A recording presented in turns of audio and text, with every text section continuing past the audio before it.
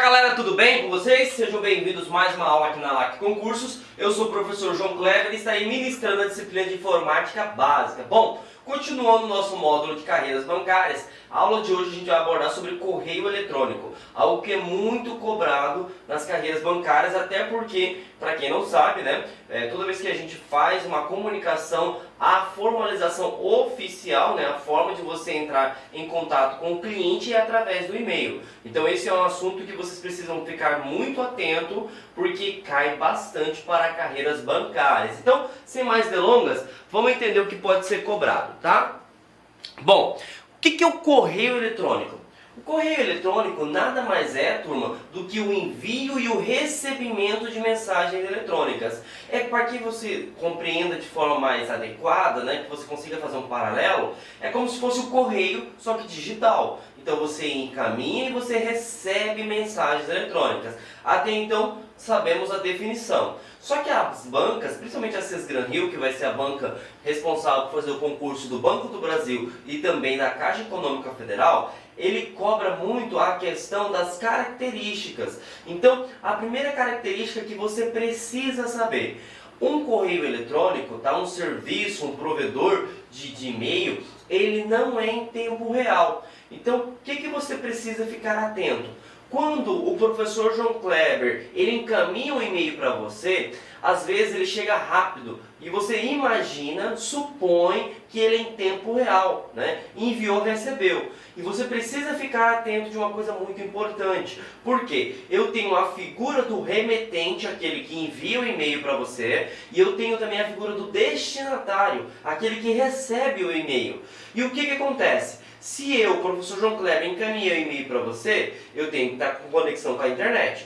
Claro, lógico, né? Mas se o destinatário, por exemplo, ele não estiver com a internet, esse e-mail fica parado como se fosse num local temporário no servidor de e-mail. Um exemplo, imagine que eu estou encaminhando um e-mail para uma pessoa que possui o Gmail, então fica lá no serviço do Google. Eu estou encaminhando uma pessoa que tem um e-mail Hotmail, fica na Microsoft. Então perceba, encaminhei o e-mail, só que o destinatário, você está sem internet, você não vai receber o e-mail, ele fica parado. Assim que você restaurar a conexão com a internet, ele vai encaminhar para a sua caixa de entrada. Então fiquem atentos. O e-mail não é em tempo real. Eu preciso que tanto o remetente que enviou o e-mail quanto o destinatário tenha acesso à internet.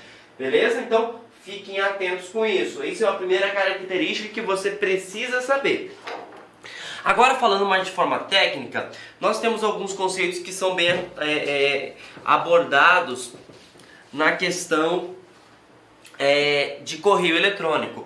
Primeira coisa, multiplataforma. Se você pegar a tradução literal de multi, o que significa multi, turma? Multi são muitas, plataformas são maneiras. Então, hoje, um e-mail, existem várias formas de você acessar. E como seriam essas várias formas de acessar? Independente se você esteja utilizando smartphone, tablet, desktop, ou um notebook, ou até uma Smart TV, você consegue ter acesso. E isso seria o que? Multiplataforma física, independente do equipamento. Outra coisa que é importante também, tá? Quando você utiliza um serviço de e-mail, vamos pegar por exemplo o Google, que é um dos mais conhecidos e um dos mais utilizados.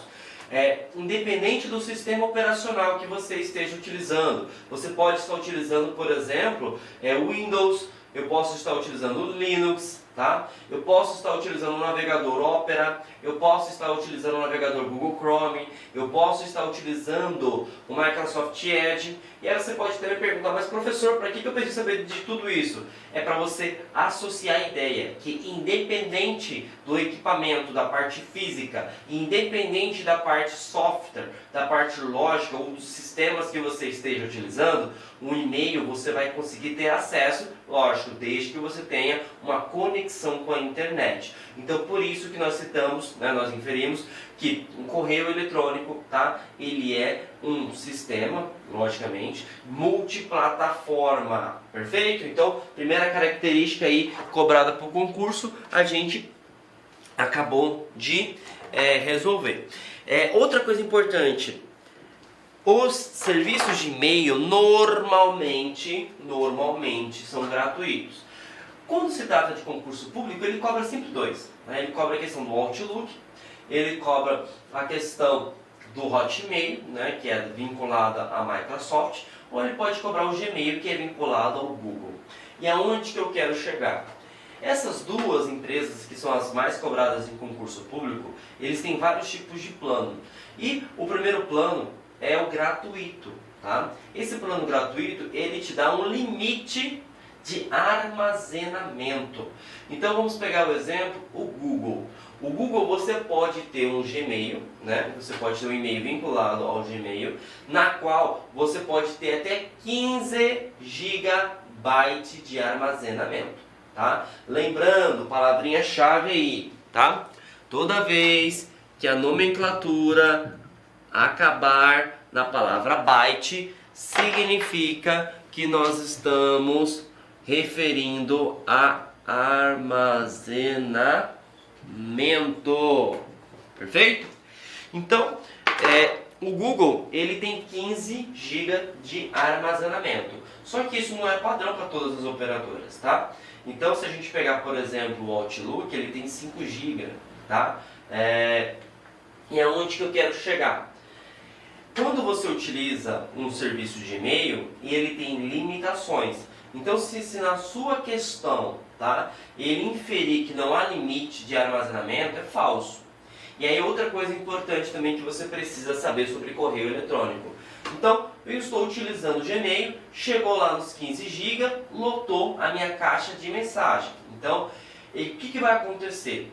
Você não consegue nem enviar e nem receber e-mail, tá bom? Ah, mas o fulano acabou de me enviar e-mail. O que acontece? O seu provedor de e-mail, vamos pegar o exemplo como o Google, ele fala o seguinte, ó, você está impossibilitado de receber e enviar mensagens, e aí para isso, ou você exclua os e-mails que você não utilize mais, ou você contrate um plano maior, e logicamente que esse plano que tem maior capacidade de armazenamento, ele é pago, tudo bem? Então, fiquem atentos. Se a sua caixa de e-mail lotar, tem duas opções. Ou você exclui as mensagens que você não utiliza mais ou não tenha tanta relevância, ou você tem que adquirir, tá, um novo plano. Outra coisa que é bem importante, quando você adquire um novo plano, não significa que você vai ter um novo e-mail. Significa que vai aumentar a capacidade do armazenamento da sua conta, tudo bem? Então, fiquem atentos sobre esse conceito aí, tá? Então, os e-mails, eles têm limitações, tá? Dependendo, tá? Do serviço de e-mail que você esteja trabalhando. Outro assunto que é muito importante, os servidores de e-mail hoje são integrados com serviços de computação em nuvem.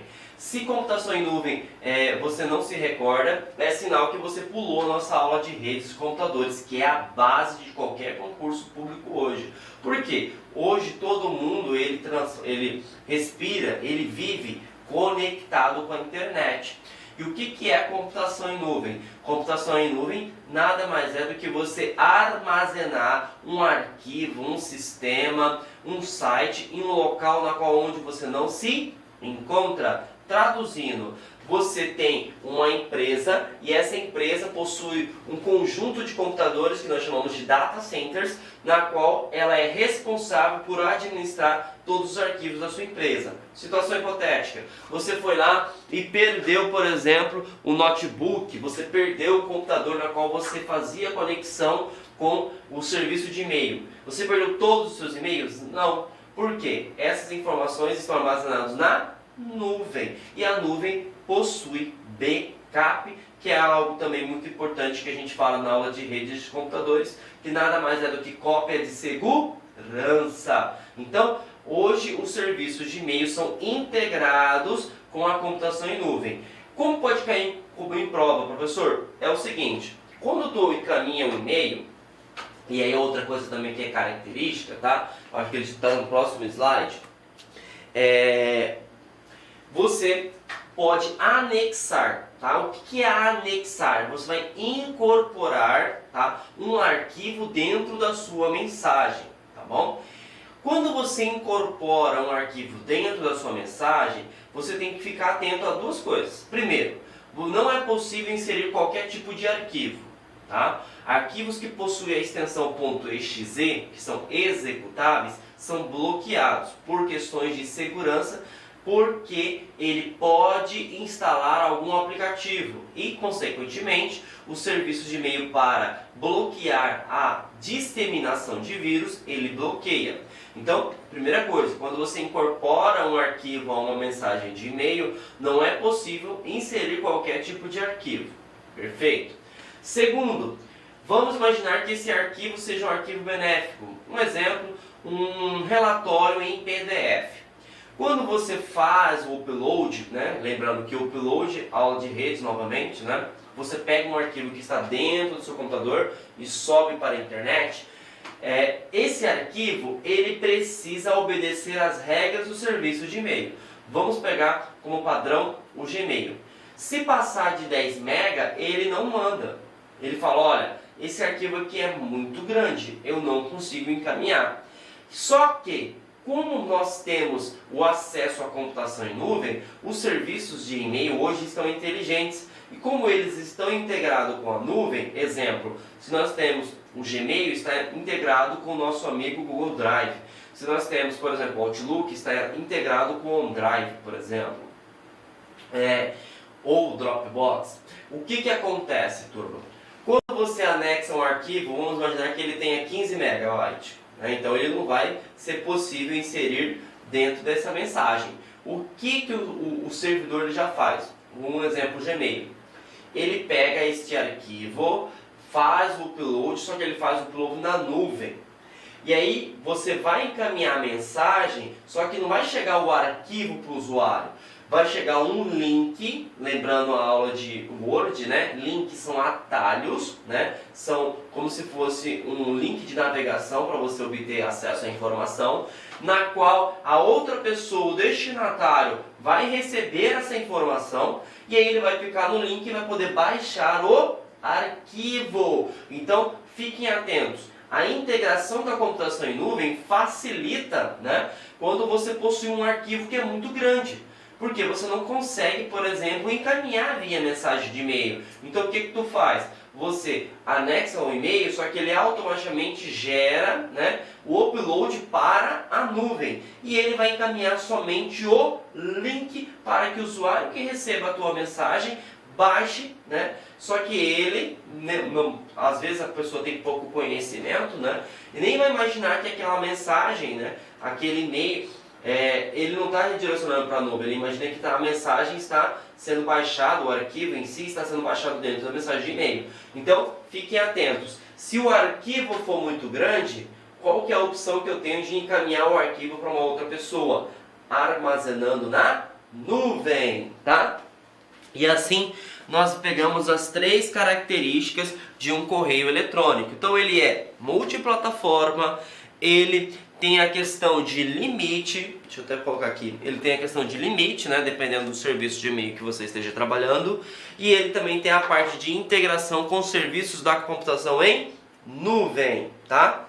Falei para vocês sobre que ele não é tempo real, então eu preciso que o remetente e o destinatário tenham conexão com a internet, lembrando que dependendo da conexão da internet pode ser mais rápido, também como pode ser mais demorado, beleza? E uma das coisas também que é cobrada sobre carreiras bancárias, eles perguntam se você sabe se aquele e-mail é válido ou não. Então ele te pergunta, turma, como é a composição de um e-mail, que é o que a gente vai ver agora nesse slide, tá?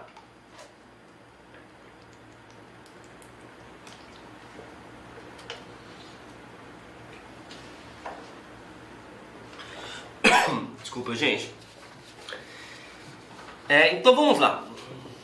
Aqui eu estou dando 2 exemplos para vocês de e-mails que podem ser cobrados.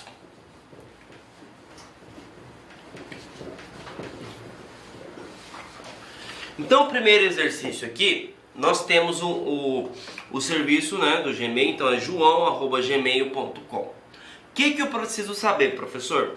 O e-mail, ele tem 3 partes principais. Primeira parte, segunda parte, terceira parte. Alguns e-mails podem ter 4 partes, mas a gente vai aprender no exercício 2, tá? O que é a primeira parte? É a caixa postal, tá? O que é uma caixa postal? É como se fosse o CEP da sua casa. É uma identificação lá, ó. O CEP 78 Parará Piriri é referente à casa do professor João Kleber. Perfeito? Professor, ficou muito técnico. Então esse aqui, ó, é o nome do seu e-mail. Pronto, é o nome do seu e-mail. Tá? Então, neste caso, o nome do meu e-mail é João. Perfeito? Depois que você tem o nome do seu e-mail, qual que é a próxima parte? Você tem o símbolo do arroba. O que o símbolo do arroba ele representa? A partir do arroba, você vai ter informações sobre o provedor. Professor, o que seria o provedor? A empresa que administra o seu correio eletrônico. Neste exercício é Gmail. Então significa que o meu provedor é o Gmail. Mas poderia ser Hotmail, poderia ser Outlook, poderia ser Terra, tá? E lembrando, ó, se eu tenho esse e-mail aqui, ó, joão@gmail.com. E se eu tenho esse e-mail aqui, ó,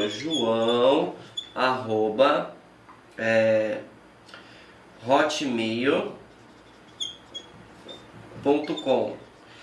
Esses dois e-mails são completamente diferentes. Mas tem o mesmo nome, beleza, mas o serviço ou o provedor de e-mails são diferentes. É como se a gente tivesse a seguinte forma, ó, eu tenho o carro Gol, como eu tenho também a empresa de transporte aéreo Gol. Mas é o mesmo nome. Não, mas os serviços são completamente diferentes. Então, se liga nisso aí, tá? Que esse aqui são e-mails distintos, tá bom? Então, deixa eu apagar aqui pra gente continuar. Então, vimos que a segunda parte é o provedor. Esse provedor é a empresa, tá? Que fornece para você o tipo de e-mail. A terceira parte, tá? Seguida do ponto, ela é representada pelo tipo de empresa. Então aqui, tipo de domínio. Ou tipo do provedor. Aqui, domínio. Ou provedor. Então o que seria isso? Inclusive eu vou até apresentar o slide para vocês, tá? Que a gente tem vários tipos aqui, ó. É o próximo. Nós temos .com, comercial, .edu, educacional, .gov, governamental, militar, org, organizacional, tá bom? Então, a gente precisa saber sobre isso. E nesse aqui, acabou a nossa nomenclatura, tá? Então, eu tenho aqui joão@gmail.com. Então, aqui acabou a nossa nomenclatura. E aí, no início, que eu falei sobre a questão de composição, eu tenho o exercício 1 que eu tenho 3 partes e eu tenho o exercício 2 que tem 3 partes. 4 partes. Então eu tenho 1, 2, 3, 4. Qual é a diferença? Toda vez que você bater um olho no e-mail e ver essa composição de 3 partes, significa que nós estamos trabalhando com um e-mail que ele é internacional. Assassinei o português aqui, né? Sidney e Bodão vão ficar com raiva de mim. Internacional. Beleza? Normalmente o e-mail que é do tipo internacional, ele é mais caro, tá? E quando você tem 4 partes, significa que ele possui uma nacionalidade. Então, pegando o mesmo exercício, aqui eu tenho a caixa postal, aqui eu tenho o provedor, tá? Aqui eu tenho o tipo de provedor e 4 eu tenho a nacionalidade, tá? Então, neste caso aqui, ó, a minha nacionalidade é brasileira. Se eu fosse ler a composição desse e-mail, seria da seguinte forma. Como é que é o nome da caixa postal? João. Quem é o provedor de e-mail? Gmail. Qual é o tipo de provedor? Comercial. Ele possui uma nacionalidade? Possui. Qual é? Brasileira. Se tivesse PT, Portugal e assim por diante. Tá? Então, esta é a composição. E aí você precisa saber, tá, turma? Que, tá? Nós temos e-mails que pode ser internacional, como também a gente pode ter e-mail que seja nacional, tá? Então, falei também sobre a questão de tipo de domínios, agora chegou também a falar sobre as características de protocolos. E aí percebam, tá? Que uma matéria, ela é base para outra. Protocolos a gente viu lá na aula de redes de computadores, né? O que é protocolos?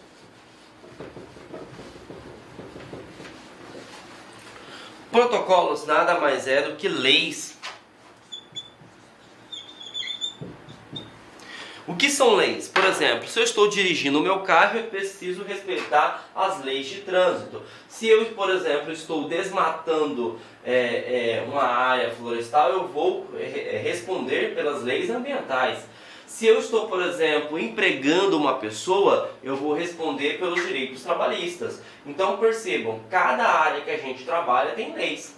E quando você fala de computação, cada área ou cada tipo de serviço na qual você está inserido possui um tipo de protocolo. E quando a gente trabalha sobre e-mail, tem 3 protocolos que precisa estar na ponta da língua. E isso aí, gente, não cai em concurso público não, tá? Despenca. A questão de protocolos de envio e recebimento de e-mail está praticamente em todas as áreas. Fiscais, carreiras policiais, carreiras bancárias, precisa saber sim sobre protocolos, tá? E existem 3 que caem no seu concurso.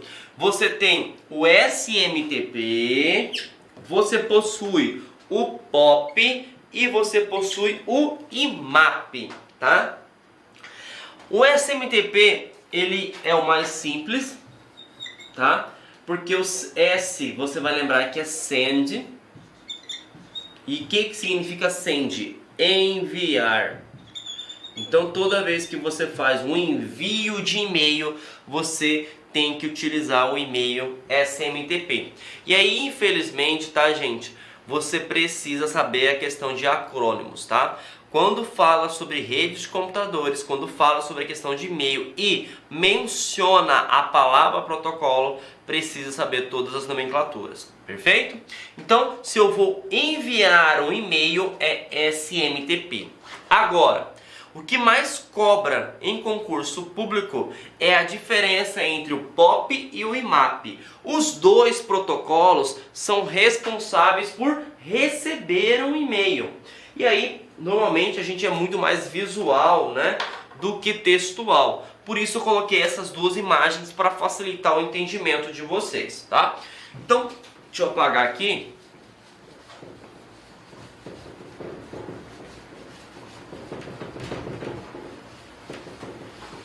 E vamos tentar entender o que ele está cobrando pra gente, tá, gente?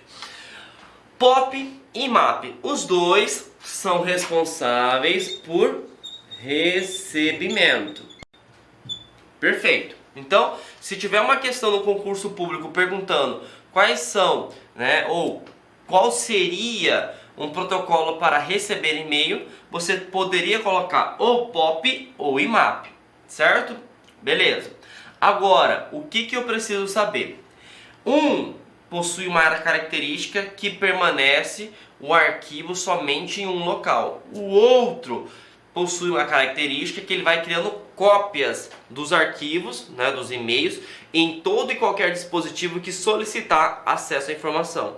Então, para facilitar o entendimento, nós vamos apelidar o POP do atalho Ctrl X e nós vamos apelidar o nosso amigo IMAP do Ctrl C. Então, vamos relembrar a aula de Word? Qual é a finalidade do Ctrl X? Aí você pode pensar assim, nossa professor, isso é fácil, é recortar. Mas eu estou te perguntando o conceito que está por trás de recortar, você sabe? Porque é muito fácil falar recortar, mas tem que saber a ideia que está por trás. Recortar, o que ele faz? Ele move, ele transfere você retira do local de origem e passa para o local de destino. Então a palavra-chave é mover, tá? Então você vai pegar aqui, o POP, ele faz uma movimentação, perfeito? E o Ctrl C é referente ao IMAP. O que o IMAP faz? E aí você pode ter, eu tenho certeza que vocês pensaram, Ctrl C é fácil, professor, é copiar. Mas aí é a mesma coisa que a gente fez no recortar. Qual que é a ideia por trás disso? A ideia de copiar é você deixar um arquivo no local de origem e criar uma cópia no local de destino. Então agora eu não possuo somente um arquivo, eu possuo 2 arquivos, tá? Então essa diferença é crucial. Sabendo dessa analogia, dessa brincadeira que a gente fez comparando outras matérias com informática, fica mais fácil de entender agora. Por quê? Eu vou apresentar para vocês o conceito. O POP, ele faz da seguinte forma. Professor João Kleber encaminhou um e-mail para você, aluno. Então o que acontece? Imagine que seja o Gmail, tá? Mas poderia ser qualquer um. Então a mensagem, ela vai vir, vai cair dentro do Gmail, e aí o Gmail vai perguntar, beleza, está configurado o e-mail do professor João Kleber POP ou IMAP? Ah, está configurado POP. Então o que ele faz? Ele vai encaminhar essa mensagem para o computador ou dispositivo que esteja cadastrado. Aí o que acontece? Quando você tem o POP, essa mensagem fica só naquele local. E aí vamos imaginar que eu tente acessar de um outro computador. Quando eu vou acessar, eu até consigo. Isso poderia até ser pegadinha de concurso público. Eu consigo fazer login no meu e-mail. Só que quando eu vou buscar as caixas de mensagens, não aparece nada. Vai apresentar como se estivesse vazia. Por que vai apresentar como se estivesse vazia? Porque foi configurado o POP. Então o que o POP faz? Tira do local de origem, que é o servidor, e transfere para o local de destino. Aí você fala assim, nossa professor, mas não entendi. E aí a pergunta é o seguinte, imagine que você seja um gerente lá da agência, na carreira bancárias. O que acontece?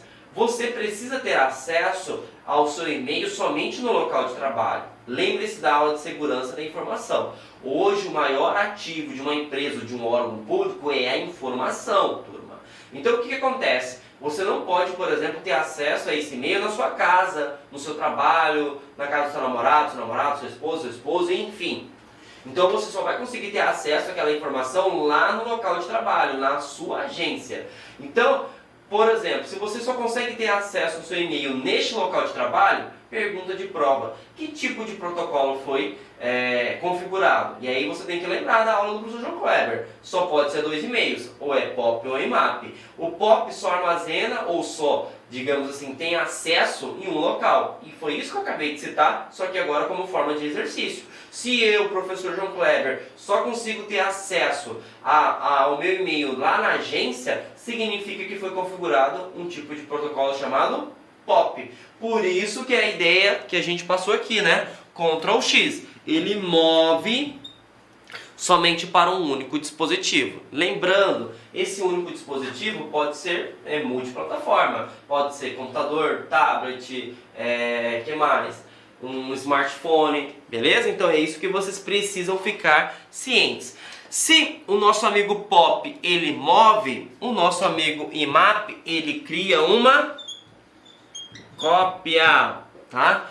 E o que é criar uma cópia? Você deixa um arquivo no local de origem e você deixa um arquivo no local de destino. Perfeito? Então, agora vamos pegar o mesmo exercício. Você encaminhou o e-mail para o professor João Kleber, beleza? E aí, imagine que continua sendo o Google, tá? O Gmail.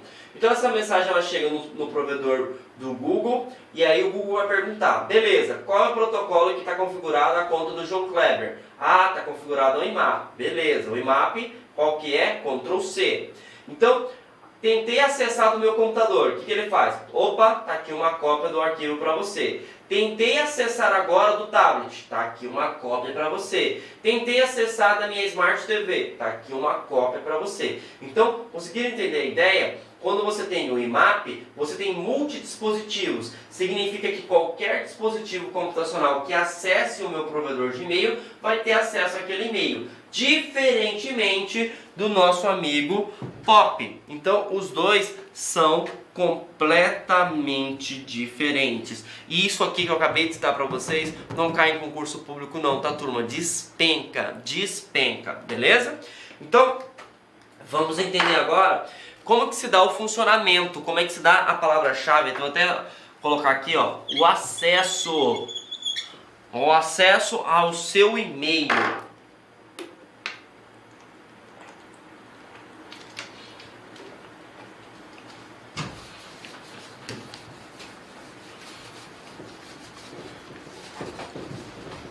O acesso ao seu e-mail, turma, pode se dar de duas formas. Você pode ter acesso via webmail, ou você pode ter o acesso via cliente de e-mail. Professor, qual que é a diferença dos dois? O webmail, como o próprio nome já fala, web, acesso à internet, e-mail, logicamente, que é o correio eletrônico. Tá? Então o que eu preciso saber? Foca aqui comigo. Eu preciso abrir um navegador.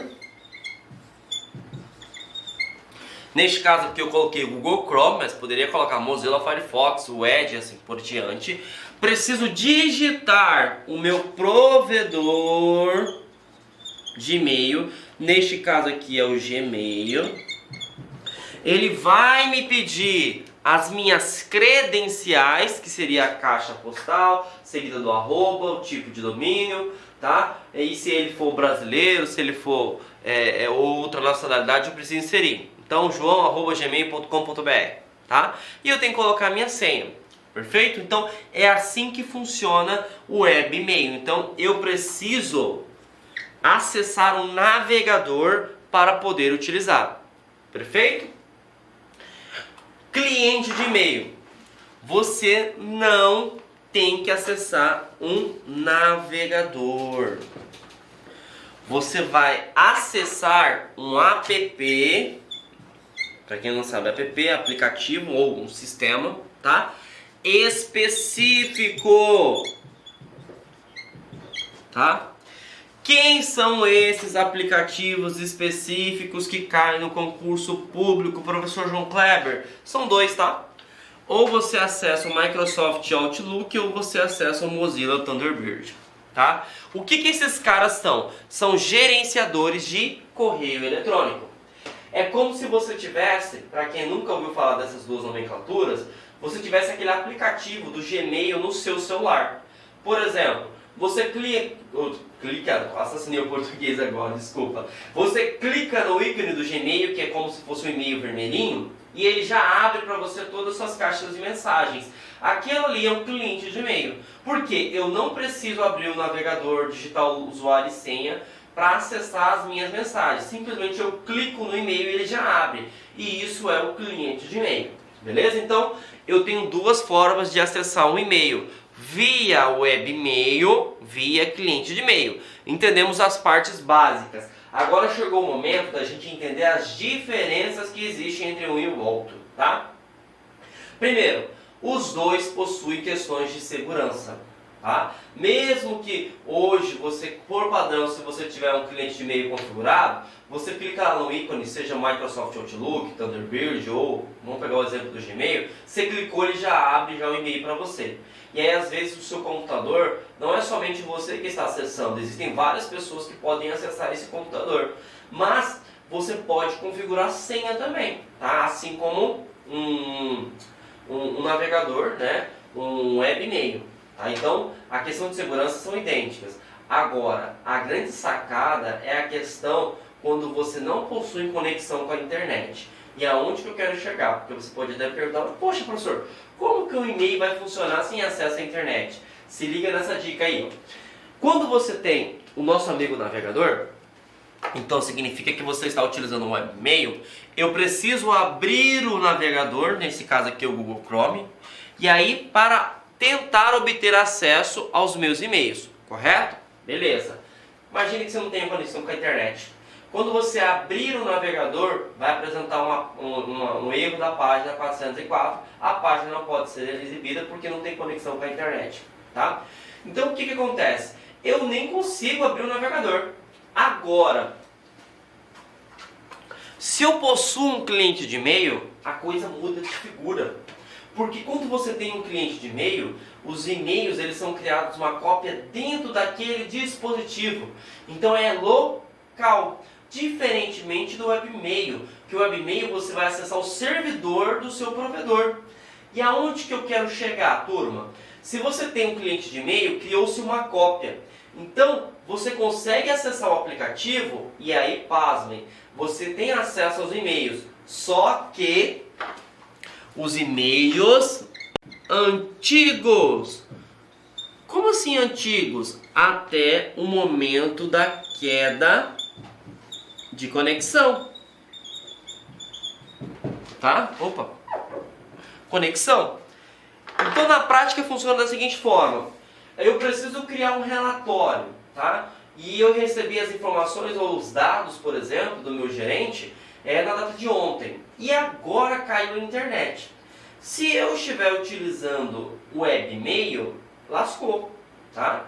Por quê? Eu não consigo nem conectar no Gmail para obter acesso aos meus dados. Agora, se o meu e-mail estiver configurado no cliente de e-mail, simplesmente eu clico no Outlook ou no Thunderbird, por exemplo, e aí eu vou obter acesso aos meus e-mails. Só que eu tenho acesso a todos os dados, por exemplo, todos os e-mails enviados e recebidos. Vamos pegar como exemplo se caiu a queda de conexão ao meio-dia, tá? Ao meio-dia do dia 5 de setembro. Então até o dia 5 de setembro, ao meio-dia, eu tenho acesso a todos os e-mails. Após esse período eu não tenho acesso a nada. Mas, como eu disse, eu tive acesso ao e-mail com as informações no dia 4. Então é possível que eu consiga ter acesso, né, normalmente esse e-mail. Então isso facilita. E isso pode ser cobrado numa questão de concurso público. Então, quando você trabalha com um cliente de e-mail, você pode ter acesso de forma mais vantajosa que se comparado ao nosso amigo web de e-mail. Por quê? O webmail só vai funcionar se tiver acesso à internet. O nosso amigo cliente de e-mail, ele funciona sem ter a conexão com acesso à internet, porque ele está localmente. Outra coisa também que pode cair na sua questão de concurso público. Hoje a gente vive muito atarefado, né?